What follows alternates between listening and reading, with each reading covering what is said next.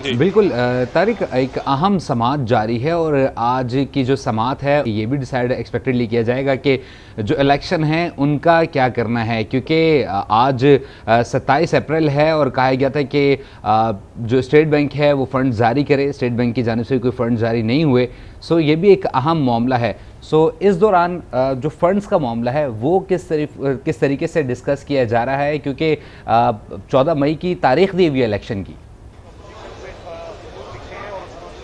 देखिए, जहाँ तक 14 तारीख का जिक्र है वो तो चीफ जस्टिस साहब गुज़श्ता समातों में भी कह चुके हैं और अभी तक उन्होंने उसके हवाले से मज़ीद कोई बात नहीं की, लेकिन वो कह चुके हैं बार बार कि 14 तारीख ख़त्मी है, जब 19 अप्रैल को आखिरी समात हुई थी। और ये भी उन्होंने कहा था कि जो वज़ारत दफ़ा की जानिब से एक पिटीशन आई थी जिसको उन्होंने खारिज भी कर दिया था, उसमें उन्होंने कहा था कि 4 अप्रैल का फैसला तब्दील नहीं हो सकता। तो यानी 4 अप्रैल के फैसले के हवाले से चीफ जस्टिस और ये जो बेंच है अपनी बात पे कायम है। उन्होंने कहा था कि फैसले तब्दील करना कोई आसान बात नहीं होती और ना ही ये कोई मुमकिन बात होती है, तो लिहाजा इस बात को भूल जाएं। तो ये बात जो है अभी तक तो हतमी है कि 14 तारीख को इलेक्शन की तारीख जो दी हुई है सुप्रीम कोर्ट ऑफ पाकिस्तान की जानिब से, उसके हवाले से कोई रद्द बदल नहीं है। अब जो चीफ जस्टिस साहब बार बार पूछ रहे हैं कि सलूशन क्या है सूरत हाल का, क्योंकि मुज़ाकरात की बात अटॉर्नी जनरल ऑफ पाकिस्तान ने की थी 19 अप्रैल की समात में। तो अभी तक जो है फरीकन अपनी अपनी बात जो है वो कर रहे हैं। अटॉर्नी जनरल अपनी बात कर रहे हैं, हुकूमत की बात कर रहे हैं, कुरैशी साहब अपनी बात कर रहे हैं और जो बाकी जो फ़ारूक नाइक साहब हैं वो भी अपनी बात कर चुके हैं। चीफ जस्टिस साहब की तरफ से अभी तक 14 मई की तारीख में तब्दीली के हवाले से कोई इंदिया नहीं है। अब देखा यह जाएगा जब आज बहस कंक्लूड होगी तो फिर अब क्या नतीजा निकलता है, क्या कोई नई तारीख आती है, कोई तारीख नहीं आती। क्योंकि बुनियादी इशू ये है कि चीफ जस्टिस साहब बार बार कह रहे हैं कि फ़ैसला हमने दे दिया है, फ़ंड्स की फराहमी का क्या फ़ैसला हुआ है, दीगर जो सहूलियात देनी है उसका क्या फ़ैसला हुआ है, और दूसरी तरफ बात मुज़ाकरात की हो रही है। तो इस वक्त सुप्रीम कोर्ट में बात मुज़ाकरात की भी हो रही है और साथ इंतखाबात के शेड्यूल की बात भी हो रही है। जी ठीक है। और फंड्स फराहमी के हवाले से भी क्या आज बात होने जा रही है, क्योंकि इब्तदाई तौर पर तो ये कहा जा रहा था कि सबसे पहले तो पेशरफ रिपोर्ट मांगी जाएगी कि मुज़ाकरात किस नहज पर पहुंचे हैं। दूसरी जानिब ये भी था कि क्या कोई डेट है जिसके ऊपर मिल बैठकर दोनों जानिब से पार्टियां बात करेंगी, और फिर ये कि जो फंड फराहम करना है उस पर क्या मामलात होते हैं। तो क्या इस मामले पर बात होगी आज? देखें, जैसे मैंने अर्ज़ किया कि अभी तक जो गुफ्तगू हुई है इस वाले से बात नहीं हुई, लेकिन अभी मैं आपको फौरी तौर पे बताऊं कि मुझे जो सेनेट में जो अपोजिशन लीडर हैं वसीम शहजाद साहब, उन्होंने जवाबी ख़त लिख दिया है। वो ख़त हमारे पास मौजूद है, तो अपने नाज़रीन के लिए बताता चलूँ कि सेनेट में जो अपोजिशन लीडर हैं सेनेटर डॉक्टर शहजाद वसीम, उन्होंने जवाबी ख़त लिख दिया है सादिक संजरानी साहब को, जो कि चेयरमैन सेनेट हैं।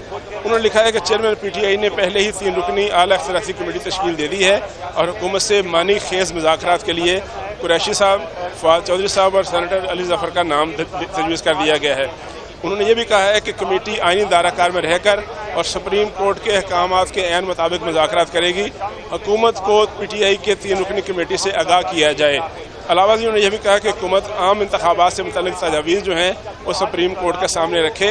हुकूमत आम इंतखाबात को तख़यीर का शिकार न करे। ये वो मतन है जो वसीम शहजाद, जो कि कायदे के ख़िलाफ़ हैं और PTI के पार्लियामेंट लीडर हैं, उन्होंने जवाब दिया है और बड़ा अहम जवाब है, जिसमें उन्होंने सेनेट और ऑफ पाकिस्तान के जो चेयरमैन हैं उसके ख़त का जवाब दिया है, जिसको मैं एक मरतबा फिर दोहराता हूँ। तो उन्होंने कहा कि हुकूमत आम इंतखाबात को तख़यीर का शिकार न करे, हुकूमत आम इंतखाबात से मुतल्लिक़ तजावीज़ सुप्रीम कोर्ट के सामने रखे और कमेटी जो है आईनी दायराकार में रहकर सुप्रीम कोर्ट के अहकामात के ऐन मुताबिक मुज़ाकरात करेगी और हुकूमत को PTI की 3 रुकनी कमेटी से आगाह किया जाए और हुकूमत से मानी खेल मुज़ाकरात के लिए हमने 3 रुकनी कमेटी कायम कर दी है।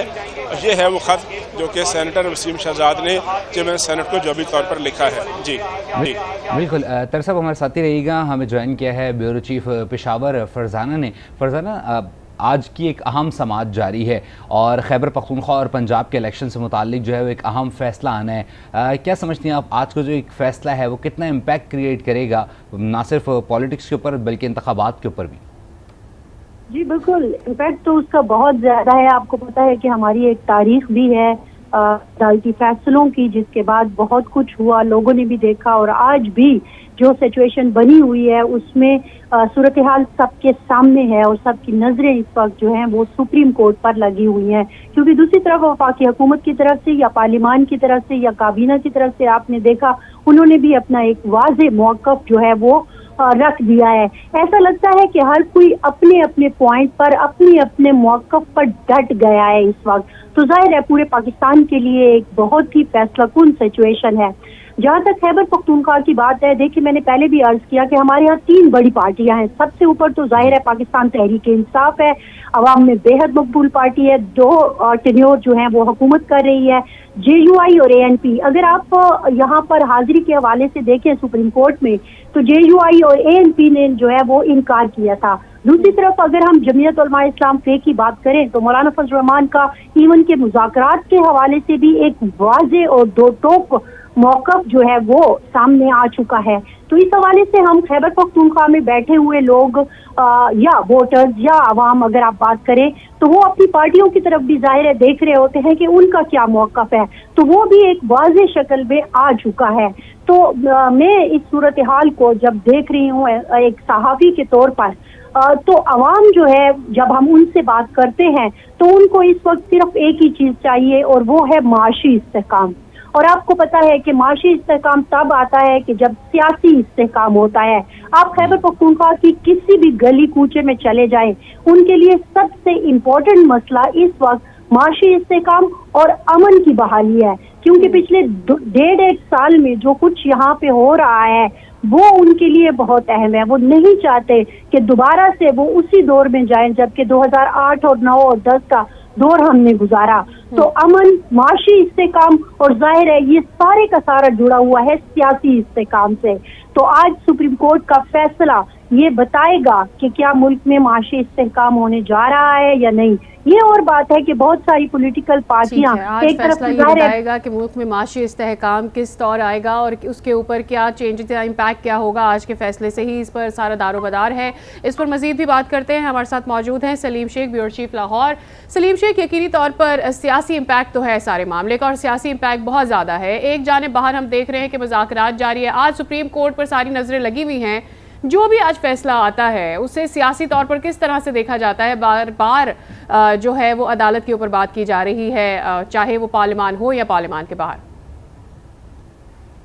जी देखिए, आज का फैसला है ही सियासत के हवाले से, और आज के फैसले ने ही जो है सियासत की जो नई सिमत है उसका तयन करना है कि अब सियासत जो है वो किस तरफ जाएगी। अभी तक तो जो सियासत के हवाले से सूरत हाल है वो ये है कि इमरान खान यानी PTI जो है वो इस बात को लेकर जा रही है कि आइन और कानून के मुताबिक जो इंतखाबात 14 मई को होने चाहिए, और अदालत जो है उसका भी यही मौक़िफ़ था आज की समाज से पहले तक कि उन्होंने कहा था कि हमने जो फैसला कर दिया है वो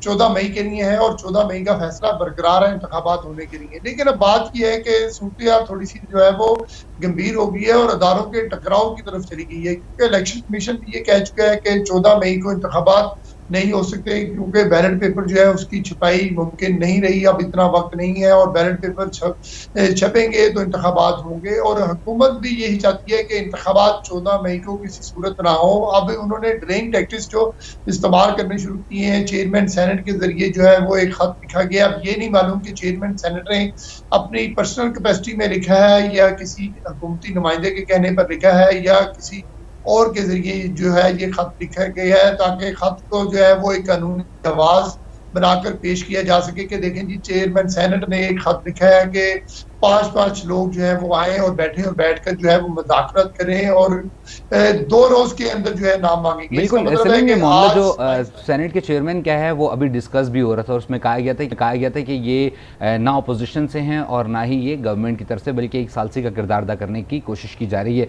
सो इस वक्त अगर पंजाब की बात करें तो पंजाब में इस वक्त जो है वो इंतखाबात का सबसे बड़ा मामला है। अभी आज का जो सुप्रीम कोर्ट का फैसला है उसका भी इम्पैक्ट होगा यकीनी तौर पर पंजाब पर। सो किस तरीके से आप डायमेंशंस बदलती भी देख रहे हैं सियासी तौर पर, लोगों की क्या सोच है इस हवाले से? लोगों की सोच तो वो बहुत ज़्यादा क्लियर है और इस वक्त जो है जो लोग चाहते हैं इंतखाबात हो उनमें जो अक्सरियत है वो PTI की है और जो नहीं चाहते वो नून लीग की है। और इस हवाले से हमने पहले भी अपने नाज़रीन को आगाह किया कि PTI की तरफ से जो है वो जो टिकट्स हैं वो जमा करवा दिए गए हैं, लेकिन नून लीग ने जो है वो टिकट जमा ही नहीं करवाए। इसका मतलब है कि नून लीग इंतखाबात में जाना ही नहीं चाह रही और अब जाएगी भी कैसे, क्योंकि टाइम तो गुजर चुका है। सलीम शेख हमारे साथ मौजूद रहिएगा। तारिक चौधरी, आपकी जानिब आते हैं, इत्तलात आ रही हैं कि समाअत मुलतवी हो गई है, क्या खबरें आपके पास? देखिए सर, शामिल कुरैशी साहब जो हैं वो आ चुके हैं बाहर, वो बात करेंगे। अभी आप उनसे उनकी बात जो है देखिए। ठीक है, कुछ ही देर में शाह महमूद कुरैशी मीडिया के नुमाइंदों से भी बात करने जा रहे हैं। आज रोस्ट्रम पर शाह महमूद कुरैशी ने बातचीत भी की है। आज अदालत में मुज़ाकरात के हवाले से किस नहज पर मुज़ाकरात पहुंचे हैं, इस मामले पर बात भी हुई है।